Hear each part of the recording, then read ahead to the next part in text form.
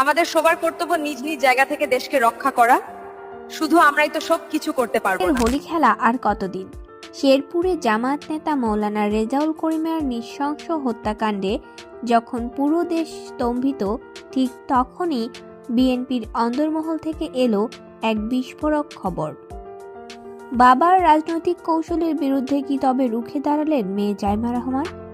বিস্তারিত দেখুন পুরো ভিডিওতে। দর্শক, 27 জানুয়ারি শেরপুর 3 আসনে যখন ইশতেহার পাঠ অনুষ্ঠান চলছিল, তখন মঞ্চে বসা নিয়ে তর্কাতর্কি শুরু হলে এক পর্যায়ে ভয়াবহ সংঘর্ষ ঘটে। শ্রীবরথী উপজেলা জামায়াত সেক্রেটারি মৌলানা রেজাউল করিমকে যেভাবে পিটিয়ে হত্যা করা হয়েছে তা জুলাই বিপ্লব পরবর্তী বাংলাদেশে এক কলঙ্কিত অধ্যায়। মৌলানা রেজাউল করিম কেবল একজন রাজনীতিবিদ ছিলেন না, তিনি একজন মাদ্রাসার শিক্ষক ছিলেন। তার এই অকাল মৃত্যুতে শেরপুর সহ সারা দেশ এখন ক্ষোভের আগুনে জ্বলছে। বিশেষ করে বিএনপির এক কর্মীর বিরুদ্ধে এই হত্যার অভিযোগ ওঠায় প্রশ্নবিদ্ধ হচ্ছে তারেক রহমানের নতুন বাংলাদেশ।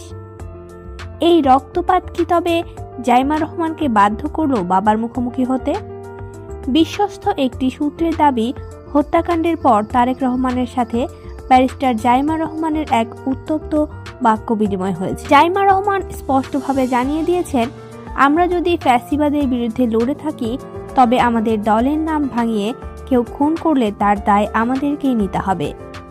গুঞ্জন রয়েছে, জাইমা রহমান তার বাবাকে হুঁশিয়ারি দিয়ে বলেছেন, যদি এই হত্যাকাণ্ডের সাথে জড়িত বিএনপি কর্মীদের বিরুদ্ধে দল থেকে বহিষ্কার ও আইনি ব্যবস্থার নির্দেশ দেওয়া না হয় তবে তিনি রাজনৈতিক ময়দানে নিজের ইমেজ রক্ষা করতে কঠোর সিদ্ধান্ত নিতে পারেন।